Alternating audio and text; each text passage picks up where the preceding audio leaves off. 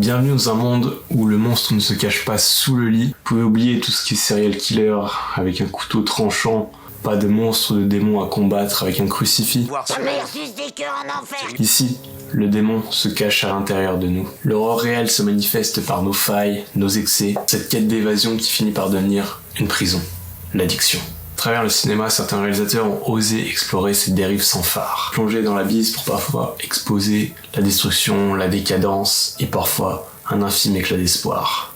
Des œuvres comme Requiem for a Dream, Trainspotting, Basketball Diaries, 13 ou encore Black Metal Veins de Lucifer Valentines, ces œuvres ont transcendé les conventions pour nous dresser un portrait cru de ce que signifie perdre le contrôle. Mais ce n'est pas seulement de l'art, c'est un miroir tendu vers la part la plus sombre de l'humanité. De Basketball Diaries, Jim Carroll, interprété par un jeune Leonardo DiCaprio, nous entraîne dans une chronique à la fois poétique et brutale de la chute d'un adolescent.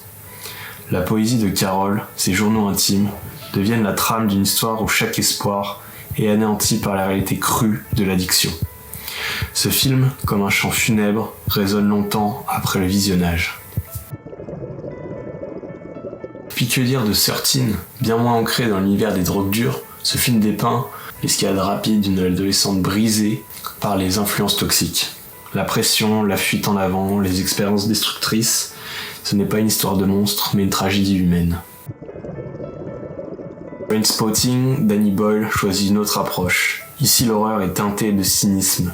La drogue devient presque un personnage à part entière, un mélange d'attraction et de répulsion. Mark Renton et ses amis nous entraînent dans leur univers crasseux, à égale distance entre réalisme et grotesque. Mais ce qui glace, c'est cette scène, le bébé mort, rampant au plafond, comme une vision infernale. Là, Boyle nous rappelle que l'addiction ne laisse rien indemne, qu'elle dévore tout.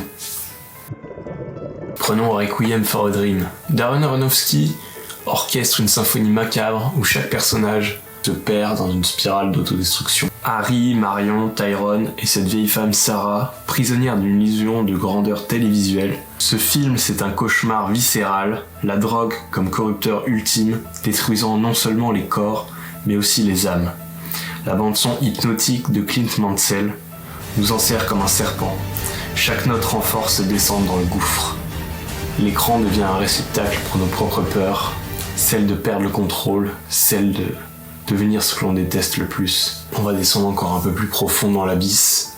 Maintenant, on va parler de Black Metal Veins.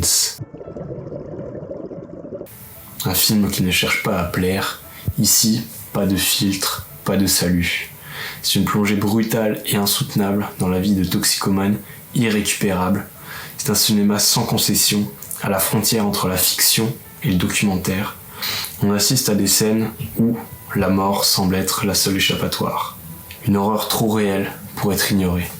Pourquoi ces films nous fascinent-ils autant ? Parce qu'ils parlent de nous. Nous avons tous, à un moment, ressenti ce vide, cette envie de fuir la réalité. Alors osez regarder, osez ressentir. Mais souvenez-vous, ces histoires, aussi horribles soient-elles, ne sont qu'un reflet et le miroir peut toujours être brisé. Si vous voulez me soutenir, n'hésitez pas à vous abonner, à liker et à commenter, ça me ferait vraiment plaisir et on se dit à la prochaine.